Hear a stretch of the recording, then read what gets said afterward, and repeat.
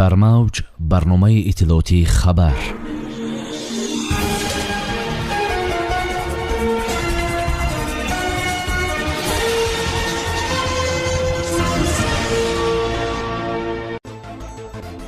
тоҷикистон барои мубориза бо коронавирус беш аз $2 миллион кӯмак мегирад. ҷабборов дар нишасти созмони аҳдномаи амнияти дастаҷамъӣ мавзӯи муноқиша дар марзи тоҷикистону қирғизистонро матраҳ кард. ширкати онлайнии Си Ҷинпин дар нишастҳои созмони ҳамкории Шанхай. вазорати корҳои дохилии ҷузъиёти бархӯрди 7 автомашина дар роҳи варзобро шарҳ дод. чораҳои шадиди амниятӣ дар душанбе барои баргузории нишасти созмони ҳамкории Шанхай. аз хонаи Амруллоҳ Солеҳ беш аз $12 миллион дарёфт шуд. толибон дархост доранд ки дороиҳои молиявии хориҷии Афғонистон боз шавад. Путин хуруҷи нерӯҳои амрикоӣ аз Афғонистонро маҳкум кард.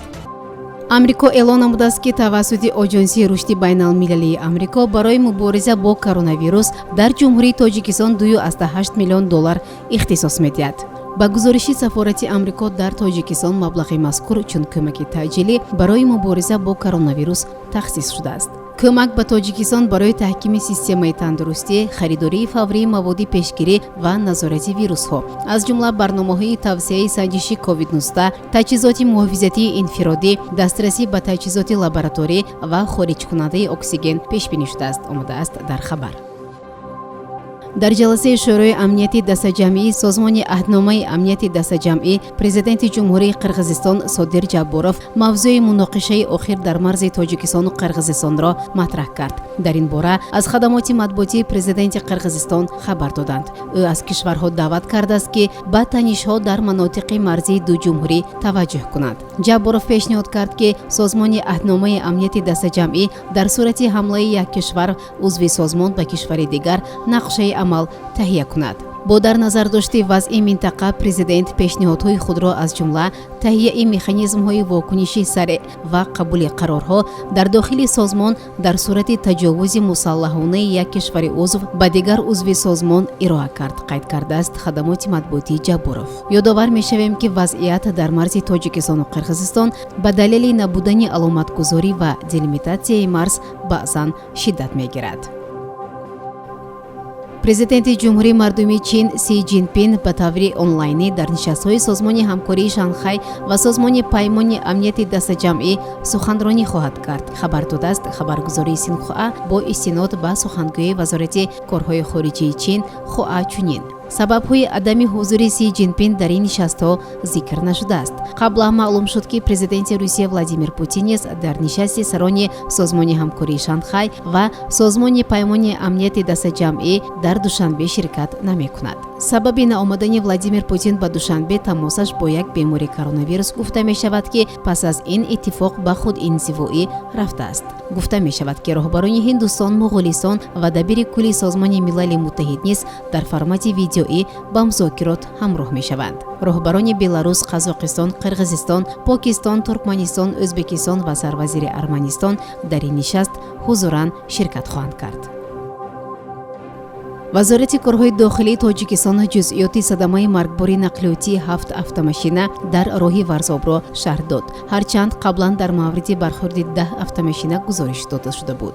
бархабари ин ниҳод садама пас аз он сар зад ки мошини боркаши тамғаи хова таҳти идораи ронандаи 29-сола сокини ноҳияи Мӯминобод ба нуқси техникӣ рӯбарӯ шуд. тормози воситаи нақлиёт аз кор баромад, омадааст дар хабар. зимнан мошини боркаш якбора ба 7 мошини дигари дар ҳоли ҳаракат бархӯрд ки дар натиҷа ронандаи автомашинаи тамғаи Toyota Runes ва мусофири 47-солаи автомашинаи тамғаи Opel Zafira сокини ноҳияи Айни ҷароҳатҳои гуногуни ҷисмонӣ бардошта дар ҷои ҳодиса ба ҳалокат расиданд. манбаъ меафзояд ҳамчунин 6 мусофири дигар ки сокинони Хуҷанду Панчакент ва Ҳисору Суғд буданд, ҷароҳатҳои гуногуни ҷисмонӣ бардошта дар бемористон бистарӣ гардиданд. дар ҳамин ҳол феълан тафтишоти ин ҳодиса ба анҷом нарасидааст ва ниҳодҳои марбута дар ин самт фаъолият доранд. мақомоти интизомии тоҷикистон дар душанбе посбонии шабонарӯзӣ доранд, хабар медиҳад мухбири ТАСС. тақвияти чораҳои амниятӣ бинобар баргузории нишастҳои созмони ҳамкории Шанхай ва созмони аҳдномаи амнияти дастаҷамъӣ дар пойтахти ҷумҳурӣ сурат мегирад. гуфта мешавад, ки пулис иншоот ва маконҳои аз ҷиҳати стратегӣ муҳим аз ҷумла фурудгоҳ, меҳмонхонаҳо ва хатсайрҳои кортежи ҳукуматиро посбонӣ мекунанд. тақвияти чораҳои амниятӣ бо расидани аввалин шахсони олимақом ҷорӣ карда шуд. ба гуфтаи шоҳиди ҳол, дар шаҳри Душанбе пулиси посбон барои ҳифзи тартиботи ҷамъиятӣ кор мекунад ва аз сагҳои хидматӣ истифода мекунанд. инчунин нуқтаҳои нозироти бозрасии давлатии автомобилӣ дар даромадгоҳи шаҳр тақвият дода шуданд. санҷишҳои ҳамаҷониба пеш аз вуруд ба пойтахт гузаронида мешавад. бонки марказӣ дар саҳифаи фейсбуки худ эълон кардааст, ки миқдори зиёди пули нақд, ки аз манзили Амруллоҳ Солеҳ, собиқ муовини аввали ҳукумати пешини ин кишвар ва як қатор мансабдорони баландпоя собиқ ба даст омада буд, тавассути масъулин ба бонки марказии Афғонистон супорида шуд, иттилоъ медиҳад Спутник Афғонистон. дар маҷмӯъ ин маблағҳо 12 миллиону 368 ҳазору 246 доллар ва миқдори хиштҳои тиллоро ташкил медиҳад, ки қисми зиёди онҳо аз хонаи Амруллоҳ Солеҳ ба даст омадааст. масъулини амурати исломии Афғонистон ҳангоми супоридани пул ва тилло ба хазинаи бонки марказии Афғонистон изҳор доштанд, ки ба шаффофият дар ҳама соҳаҳо содиқанд ва аз ин рӯ пулҳои гирифташудаи мансабдорони собиқи ҳукуматро ба хазинаи бонк супурданд. طالبان از جامعه جهانی دعوت کردند که حکومت موقتی آنها را اعتراف کنند و دارایی‌های مولوی کشور را باز کنند، گفت سخنگوی این گروه ذبیح الله مجاهد به شبکه تلویزیونی NHK.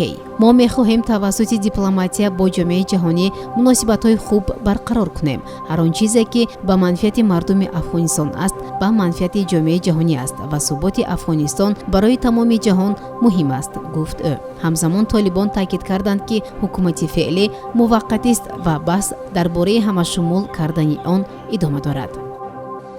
президенти Федератсияи Русия Владимир Путин зимни ширкати онлайнӣ дар нишасти созмони аҳдномаи амнияти дастаҷамъӣ дар Душанбе дар робита ба хуруҷи нерӯҳои эътилофи ғарбӣ аз Афғонистон изҳори назар кард. президенти Федератсияи Русия хуруҷи нерӯҳои амрикоиро аз Афғонистон шитобзада хонда аз таҳдидҳое ки бинобар ин иқдом дар минтақа ба вуҷуд омаданд тазаккур дод. ба гуфтаи Путин, вазъ дар Афғонистон барои кишварҳои узви созмони аҳдномаи амнияти дастаҷамъӣ хатари ҷиддӣ дорад ва аз ин рӯ ин созмон бояд барои ҳифзи субот дар қаламрави худ омода бошад.